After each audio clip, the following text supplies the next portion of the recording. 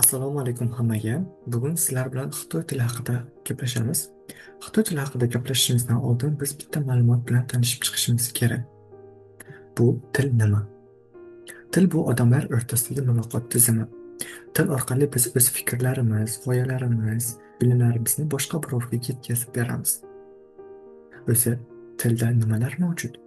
Albatta grammatika, so'zlar, lug'atlar, ton, ohang, shuningdek hieroglif mavjud. Endi biz bemalol savol bera olamiz. Shimi jongmi? O'zi Xitoy tili nima? Xitoy tili bu Han sulolasining tili hisoblanadi. Jongmi, ya'ni Xitoy tili bu Xitoy Xalq Respublikasining rasmiy tili hisoblanadi. Ba'zilar Xitoy tilini Putonghua, ya'ni hozirgi standart Xitoy tili ham deb aytish mumkin. Siz agar Xitoyda bo'lsangiz, bemalol mandarin yoki kantonis degan so'zlarga duch kelishingiz mumkin. Ya'ni mandarin bu soddalashgan Xitoy tili, kantonis bu Gonkongda, Tayvanda yoki Makaoda ishlatiladigan rasmiy Xitoy tili hisoblanadi. Lekin shu jihatga ahamiyat berishimiz mumkin, ularning hierogliflari bir-biriga yaqin, grammatikasi, lekin talaffuzi umuman boshqa hisoblanadi. Hieroglif. Xitoy tilida hieroglif ikkita turi mavjud. Ya'ni simplified and traditional, ya'ni soddalashgan hieroglif va an'anaviy hieroglif mavjud. O'zi bizga qaysi biri kerak degan savolga biz albatta soddalashgan Xitoy tili hieroglifini aytishimiz mumkin. Chunki hozirgi kunda maktablarda, universitet, kollej, institutlarda hamma soddalashgan Xitoy tilidan foydalanadi. 中国大陆可以用简体中文 ya'ni simplified Chinese'dan Xitoy hududi, Tayvan, Gonkong, Makao, ya'ni Tayvan, Shangang, Oman hududlarda an'anaviy Xitoy tilidan foydalanishadi. 目前在全球大概多少人会说中文? Hozirgi kunda dunyo bo'yicha taxminan necha kishi Xitoy tilida gaplasha oladi? 2025-2026 yilgi statistikaga ko'ra 1 milliard 200 millionga yaqin odamlar dunyo bo'yicha Xitoy tilida gaplashishadi. Shularning ichidan o'z ona tili sifatida gaplashadiganlar bu 1 milliardga yaqin.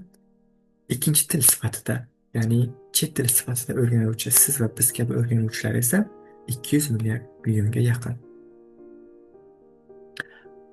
Xitoyliklar, Xitoy tili o'rganuvchilar orasida shunaqangi bir qiziqarli savol mavjud.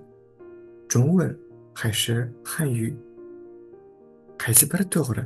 Xitoyliklar o'z aslida qanaqa aytish kerak? Misol uchun Xitoy tilida Xitoy davlati Zhongguo deb ataladi. Shundan kelib chiqib Zhongwen deb bemalol tanishimiz mumkin, lekin aslida Hanyu, ya'ni Han millatining tili bu Hanyu hisoblanadi, Xitoy tili.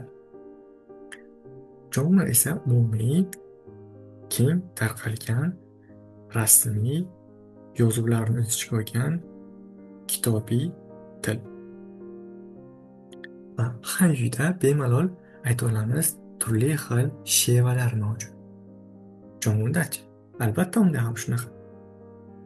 Ikkalasi ham bir-biriga juda ham yaqin, ikkalasini ham biz o'z o'rnida qulay, qaysi joyda qulay bo'lsa almashtirib ishlatib olishimiz mumkin.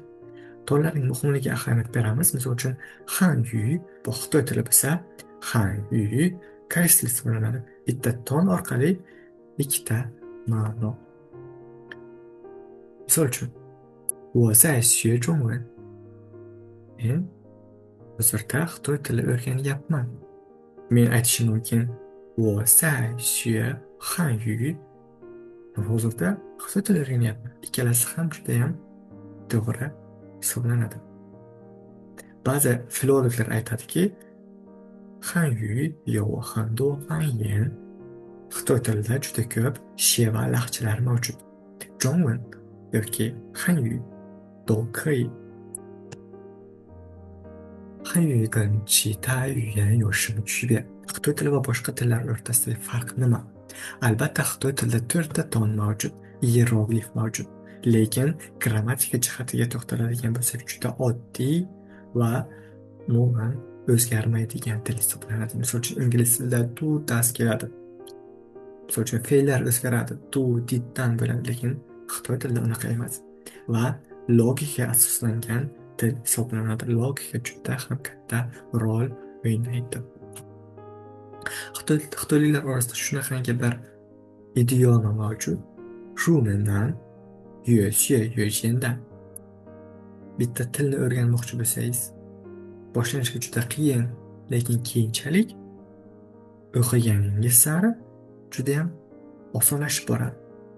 Xitoy tili o'rganishda boshlang'ich 3 oy energiya bilan pozitiv kayfiyatda o'qisangiz, lug'at, grammatika kitoblarni intizomlik bilan bajarsangiz, 3 oydan keyingi vaqt siz uchun o'z-o'zidan sizga foydangizga ishlaydi, yordam beradi.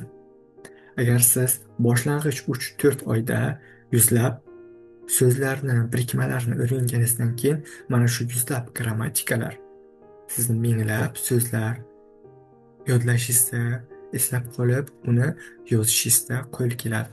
Misol uchun, 认识100个字就能造出几千几万个字. Biz nima uchun Xitoy tili o'rganishimiz kerak? Xitoy tili o'rganganingizdan keyin siz albatta juda ko'p aholi population bilan, dunyodagi aholi bilan, insonlar bilan bemalol muloqot qilasiz, xoh offline, xoh online. Agar siz Xitoy tilini bilsangiz, Xitoyda o'qishingiz mumkin, Xitoyda ishlashingiz va savdo-sotiq tadbirkorlik qilishingiz mumkin. Albatta, koreys dramalar kabi Xitoy dramalarini ham maza qilib ko'rishingiz mumkin. Xitoy tili bilganingizdan keyin albatta siz Xitoyda ishlaysiz, grant yutasiz, o'qiysiz. Chunki hozir Xitoy iqtisodiy jihatdan, savdo-sotiq, texnologiya va turizm jihatdan dunyoning top davlatlaridan biri hisoblanadi. E'tiboringiz uchun tashakkur. Siz uchun keyingi videolarimiz HSK Hanyu Shuiping Kaoshi haqida bo'ladi. Qanaqa qilib HSK imtihon topshirishingiz mumkin, qanaqa tayyorlanasiz, qaysi kitoblarni o'qish kerak, har bitta HSK darajalarida nechtadan lug'at va qanaqa lug'atlar bo'ladi, qanday yodlash kerak, grammatikalar juda ham qiyin yoki oson, juda ham foydali ma'lumotlarni siz bilan bo'lishib boramiz. E'tiboringiz uchun rahmat. 感谢你们的观看 Thank you for your attention, guys. See you. Bye bye. 下次见。